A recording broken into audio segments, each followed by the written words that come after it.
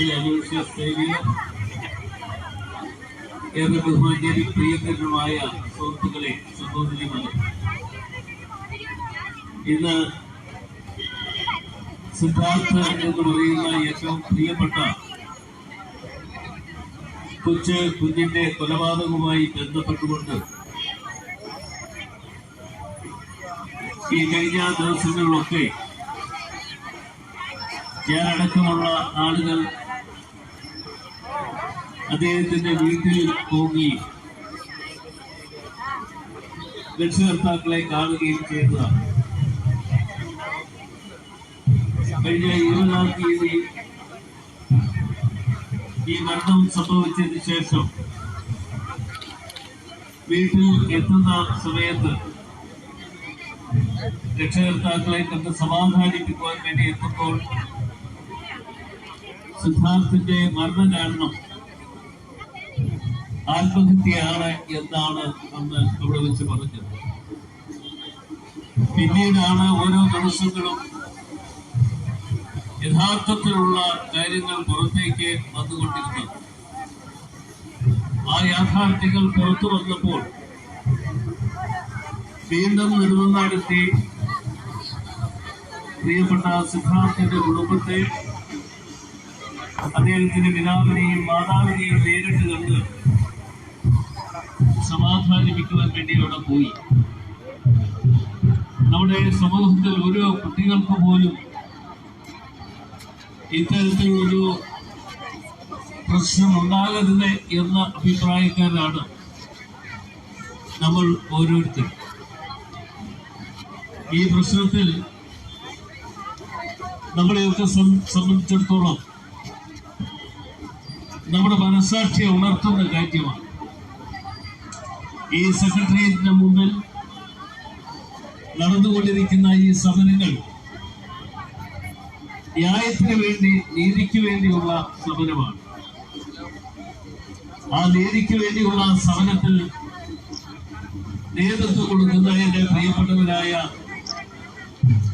ജിനി മേത്തർ എംപിയും ശ്രീ രാഹുൽ മാങ്കുട്ടും അതുപോലെ അലോഷ്യസ് സേവ്യറും ഒക്കെ അതിന്റെ മുമ്പിൽ നിന്നുകൊണ്ട് പോരാട്ടം നടത്തുന്നവരാണ്. നമ്മുടെ കുട്ടികളെ സംബന്ധിച്ചിടത്തോളം കുട്ടികൾ എങ്ങനെ മുമ്പോട്ട് പോകുന്നു എന്ന് നമ്മൾ എല്ലാവരും അറിഞ്ഞിരിക്കേണ്ട കാര്യമാണ്.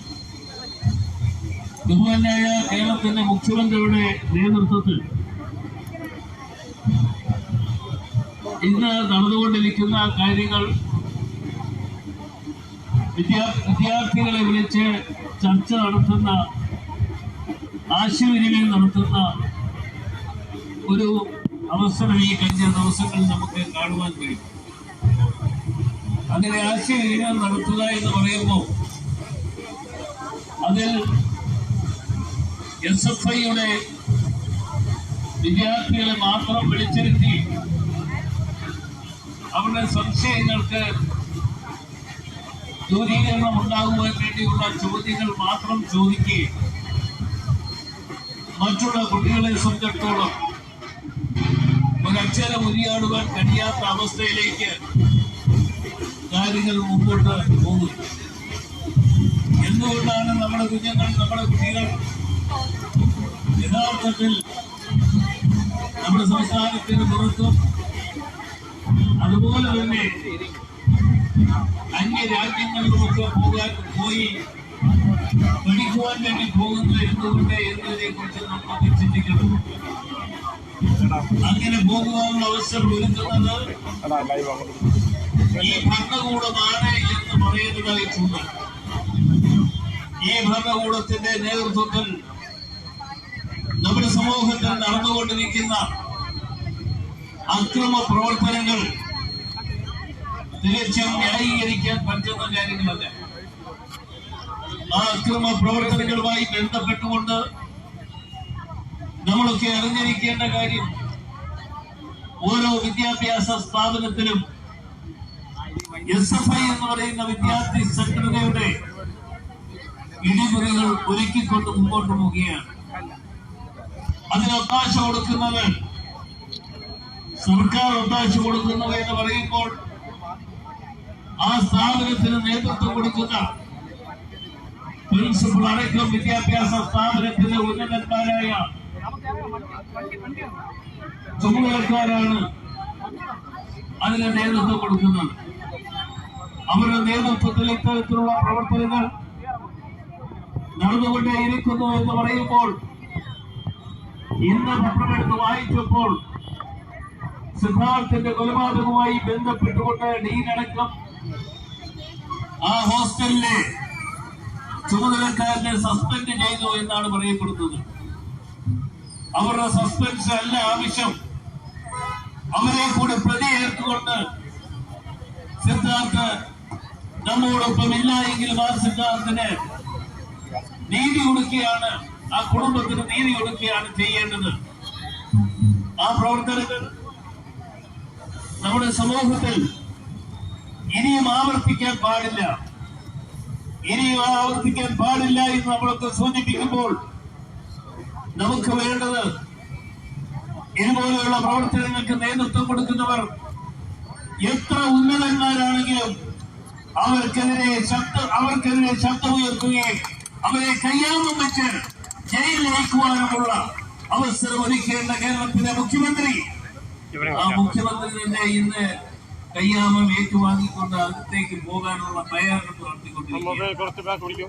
ആ തയ്യാറെടുപ്പ് നടത്തുന്നത് അദ്ദേഹത്തിന്റെ വീട്ടുകാരുമായി ബന്ധപ്പെട്ടുകൊണ്ട്, അദ്ദേഹത്തിന്റെ കുടുംബവുമായി ബന്ധപ്പെട്ടുകൊണ്ട്, അദ്ദേഹത്തിന്റെ മകളുമായി ബന്ധപ്പെട്ടുകൊണ്ട്, അദ്ദേഹത്തിന്റെ മകനുമായി ബന്ധപ്പെട്ടുകൊണ്ട്, അങ്ങനെ ഒട്ടനവധി കാര്യങ്ങൾ ഇന്ന് നമ്മുടെ സമൂഹത്തിൽ നിലനിൽക്കുന്ന ഈ അവസരത്തിൽ നമ്മളൊന്നും കണ്ടില്ല എന്ന് അടിച്ചുകൊണ്ട് പോകുവാൻ പറ്റില്ല.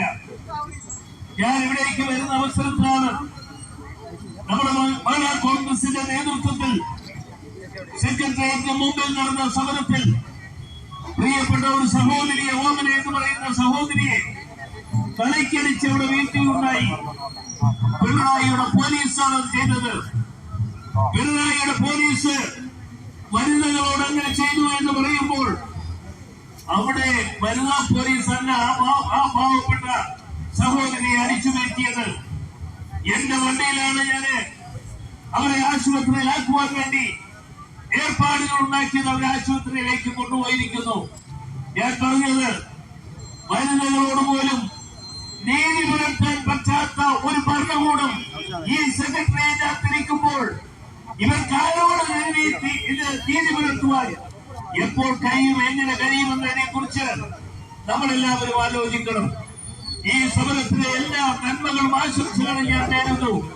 നിങ്ങൾക്ക് എല്ലാവർക്കും ഈ സമരത്തിന് നേതൃത്വം കൊടുക്കുന്ന പ്രിയപ്പെട്ടവരായ എന്റെ സഹോദരിമാർ, എന്റെ സഹോദരങ്ങൾ, അതുപോലെ KS-ന്റെ സഹപ്രവർത്തകർ, ഇങ്ങനെ തുടങ്ങി എല്ലാവരെയും ഞാൻ അഭിനന്ദിക്കുവാൻ ഈ അവസരം വിനിയോഗിച്ചുകൊണ്ട് ഞാൻ ദീർഘമായി സംസാരിക്കുന്നില്ല. വീണ്ടും ഈ കാര്യമായി ബന്ധപ്പെട്ടുകൊണ്ട് നമ്മുടെ സമൂഹത്തിന് നീതി പുലർത്തുവാൻ വേണ്ടിയുള്ള സമരത്തിന് നേതൃത്വം കൊടുക്കുവാൻ തയ്യാറാകുമെന്ന് മാത്രം സൂചിപ്പിച്ചുകൊണ്ട് നന്ദി, നമസ്കാരം.